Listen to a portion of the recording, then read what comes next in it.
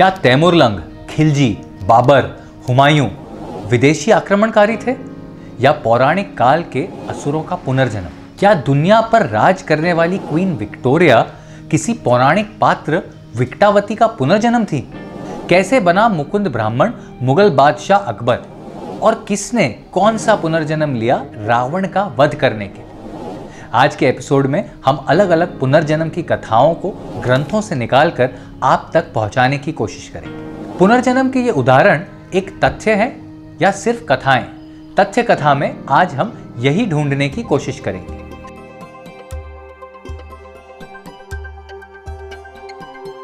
हिंदुस्तान पर आक्रमण करने वाले जितने भी मुगलिया सल्तनत के शासक थे वो किसी न किसी राक्षस के पुनर्जन्म थे।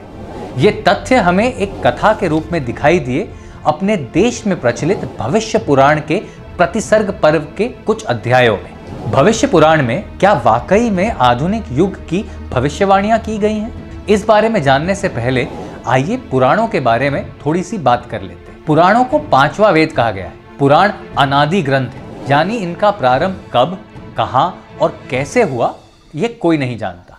ऐसा उल्लेख मिलता है कि मूल पुराण में लगभग 100 करोड़ श्लोक हैं, जो आज भी देवताओं की सुरक्षा में स्वर्ग लोक में मौजूद हैं। श्लोकों में तो इस बात की भी व्याख्या मिलती है कि स्वयं ब्रह्मा जी भी पुराणों को पढ़ते हैं। अब सवाल ये उठता है कि आधुनिक युग में जिन 18 पुराणों का प्रमाण मिलता है और जिन्हें वेद व्यास द्वारा लिखा माना जाता है, उनका अस्तित्व कहाँ से आया? दरअसल अनेक युगों के बीतने के बाद जब मनुष्य की आयु इतनी कम हो गई कि एक जीवन काल में 100 करोड़ श्लोकों को पढ़ना असंभव हो गया, तब द्वापर युग में भगवान ने स्वयं व्यास ऋषि के रूप में जन्म लेकर पुराणों को संक्षिप्त किया और विषय के अनुसार उन्हें 18 भागों में बांटकर इन्हें मनुष्य के लिए पढ़ने लायक बनाया। इस तथ्य के आधार पर हम कह सकते हैं कि पुराणों के रचनाकार तो वेद व्यास जी भी नहीं हैं, बल्कि उन्होंने इन पुराणों का संपादन किया, वैसे ही जैसे आजकल किताबों की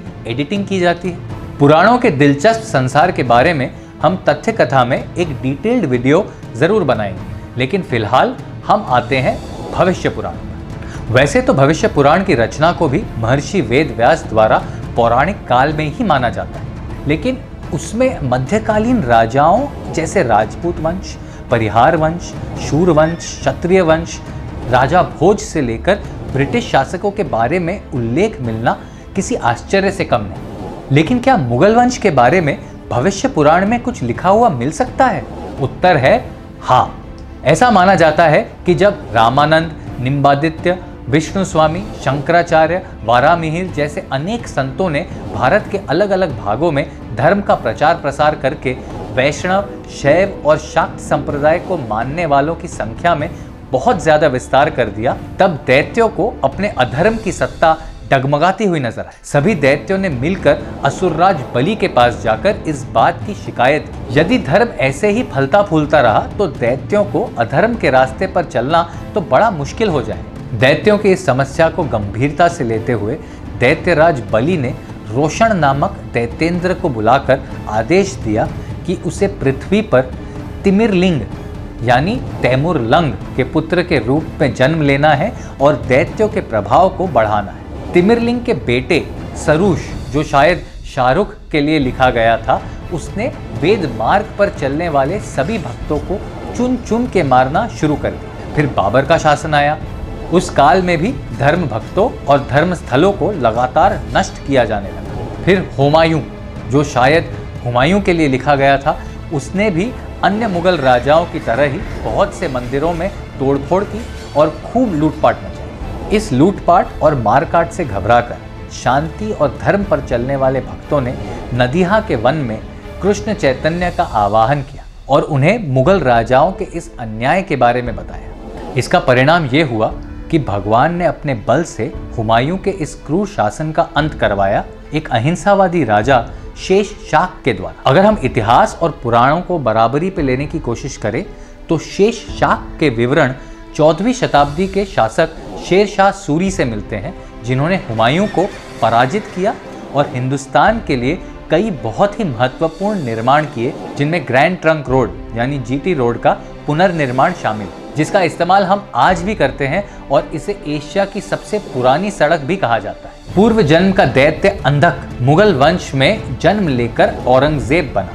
जिसकी क्रूरता के बारे में हम सब जानते हैं और जिसकी हिंसा के निशान आज तक इस देश की मिट्टी में देखे जा सकते हैं। उसने राजगद्दी के लिए अपने ही पिता को कैद कर दिया और भाइयों का कत्ल कर दिया। चलिए ये मान लिया जाए कि आक्रमणकारी मुगल अगर पौराणिक दैत्य के पुनर्जन्म थे, तो अकबर जैसे शासक जिन्होंने हिंसा और विध्वंस की जगह शांति और विकास पर जोर दिया, वो कौन थे? क्या अकबर भी किसी राक्षस का ही पुनर्जन्म थे? अकबर के पुनर्जन्म के बारे में एक बहुत ही दिलचस्प कथा भविष्य पुराण के प्रतिसर्ग पर्व के 22वें अध्याय में मिलती। एक ईश्वर भक्त ब्राह्मण थे मुकुंद, जो अपने 20 शिष्यों के साथ हमेशा भक्ति और सेवा में लीन रहते थे। एक बार जब मुकुंद ने गाय के दूध का सेवन किया, तो गलती से उस दूध में गाय के कुछ रोम भी उनके मुंह में चले गए। ऐसा माना जाता है कि गौमूत्र, गोबर और गाय के दूध के अलावा गाय के शरीर का कोई भी अंश पेट में जाना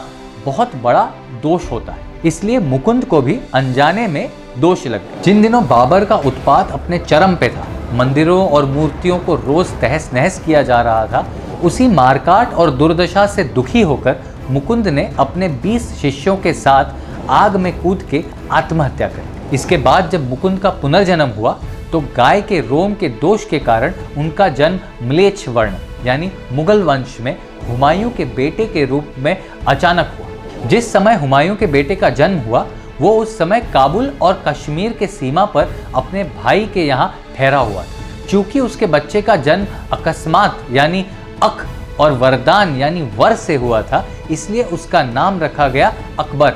इसका अर्थ ये निकलता है कि 15वीं शताब्दी का बादशाह अकबर पौराणिक काल के मुकुंद ब्राह्मण का पुनर्जन्म था। मुकुंद ब्राह्मण जब पुनर्जन्म लेकर दिल्ली का राजा अकबर बना, तो उसके 7 प्रिय शिष्यों का भी पुनर्जन्म।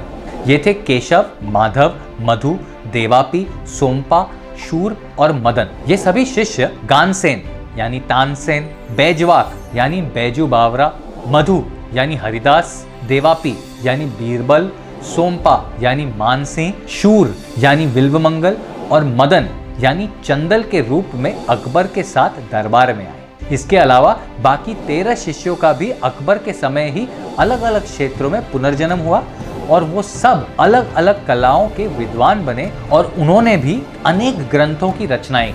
अब हम सबके मन में एक जिज्ञासा और सवाल उठता है कि भविष्य पुराण के इन तथ्यों की सच्चाई का क्या प्रमाण? देखा जाए तो भविष्य पुराण ही अपने आप में एक प्रामाणिक ग्रंथ है। हाँ, ये हो सकता है कि आज का भविष्य पुराण जो हमारे सामने उपलब्ध है, वो अपने मूल रूप में न हो। हमारे पुराणों में भी समय समय पर ऋषि मुनियों ने उस काल की घटनाएं और सूचनाएं जोड़ी हैं। इसलिए अगर हम इन सबको समय के आधार पर देखें, तो शायद कई घटनाओं और जन्मों के बीच सदियों के अंतर मिल सकते हैं। लेकिन जब तक इन तथ्यों के गलत होने का प्रमाण नहीं मिल जाता, तब तक हमारे सामने इनकी सत्यता पर शक करने का कोई कारण नहीं है। सिर्फ इतना ही नहीं, भविष्य पुराण के अनुसार मुकुंद ब्राह्मण के शिष्यों में से मानकार ने एक स्त्री के रूप में जन्म लिया और वो मीरा बने और उन्होंने कृष्ण भक्ति के प्रति अपना जीवन समर्पित कर दिया। श्रीपति अकबर के समय सूरदास के रूप में जन्मे। सूरदास ने भी खुद को कृष्ण भक्ति में डुबा दिया और श्रीधर जन्म लेकर अकबर के काल में तुलसी शर्मा नाम से जन्मे, जिन्हें हम तुलसीदास के रूप में जानते हैं और जिन्होंने मानव जाति को सृष्टि की सबसे अद्भुत रचना रामचरितमानस, रामायण की बात चली है, तो भविष्य पुराण में एक और दिलचस्प संदर्भ मिलता है रामायण काल से। जब रावण के साथ युद्ध में अनेक वानरों ने अपने प्राण गंवा दिए थे, तो युद्ध के अंत में प्रभु श्री राम ने उन सबको जीवित कर दिया। उन वानरों को श्री राम ने सिर्फ जीवित ही नहीं किया, बल्कि उनका रावण के राज्य की कन्याओं से विवाह भी करवाया और उन्हें अलग अलग द्वीपों का राजा भी बना दिया। आधुनिक युग के जावा और सुमात्र जैसे द्वीप उन्हीं वानरों जव और सुमात्र के नाम पर रखे गए। जिन वानरों को भगवान राम ने युद्ध के बाद पुनर्जीवित कर दिया था, उनमें से एक वानर था विकट। विकट के वंश से उत्पन्न आधुनिक समय के पश्चिम द्वीप में विकट नाम का ही एक राजा और उनकी पत्नी विकटावती हुई, जिन्होंने भारत पर बहुत लंबे समय तक राज किया। और इन्हीं विकटावती को हम सब महारानी विक्टोरिया के रूप में पहचानते हैं। आज जब हम बात पुनर्जन्म की कर रहे हैं तो ये देख लेना भी दिलचस्प होगा कि रावण के अंत के लिए कितने लोगों को पुनर्जन्म लेकर विभिन्न रूप में आना पड़ा। स्कंद पुराण के अनुसार जब देवताओं ने भगवान विष्णु से रावण की शक्तियों के बारे में चिंता जाहिर की तो भगवान विष्णु ने एक योजना बनाई। योजना के अनुसार उन्होंने अपने सब देवताओं और गणों को निर्देश दिया कि वो सब अलग अलग रूप में जन्म लें। सबको उनकी अपनी भूमिका के लिए निर्देश दिए गए कि कौन क्या क्या करेगा। सबसे पहले उन्होंने राजा दशरथ का घर चुना और कहा कि मैं अयोध्या में दशरथ के घर राम के रूप में जन्म लूंगा। ब्रह्म विद्या को राजा जनक के घर सीता के रूप में जन्म लेने को कहा गया। योजना यही थी कि जैसे ही रावण ब्रह्म विद्या को बलपूर्वक लेने की कोशिश करेगा, उसका तपस्वी और शिव भक्ति वाला रूप कमजोर हो जाएगा और उसे मारना आसान हो जाए। सारे देवगणों को उन्होंने वानर का स्वरूप लेने का निर्देश दिया। इंद्र के अंश से वाली, सूर्य के अंश से सुग्रीव, शिव के सेवक नंदी हनुमान बने और श्री राम की सेवा में लीन हो गए। विष्णु के सेवक और भक्त शेषनाग ने लक्ष्मण के रूप में जन्म लिया और वो इस जन्म में भी अपने स्वामी विष्णु यानी भगवान श्री राम की सेवा में लगे रहे। आखिरकार 2 जन्मों की बहुत ही सटीक योजना के बाद भगवान विष्णु और उनके दल ने शिव भक्त रावण का अंत किया। क्योंकि रावण शिवजी का परम भक्त था और शिवजी अपने भक्तों का हमेशा कल्याण करते हैं, इसलिए रावण की मृत्यु होते ही वो स्वर्ग चला गया और शिवजी ने उसे अपने शरण में ले लिया। पुनर्जन्म हमारे लिए कोई नई बात नहीं है। हमारे सामने पुनर्जन्म की आश्चर्यजनक कहानियां भरी पड़ी। ऐसे में पुराणों की ये बातें ये यकीन दिलाती हैं कि इसमें जो भी लिखा है किसी लेखक की कोरी कल्पना तो नहीं हो सकती। ये तथ्य है या कथा, आपको क्या लगता है? आप हमें कमेंट करके जरूर बताएं। ऐसे ही अविश्वसनीय तथ्य और रोचक कथाओं के लिए तथ्य कथा को सब्सक्राइब करें। मिलते हैं अगले वीडियो में। धन्यवाद।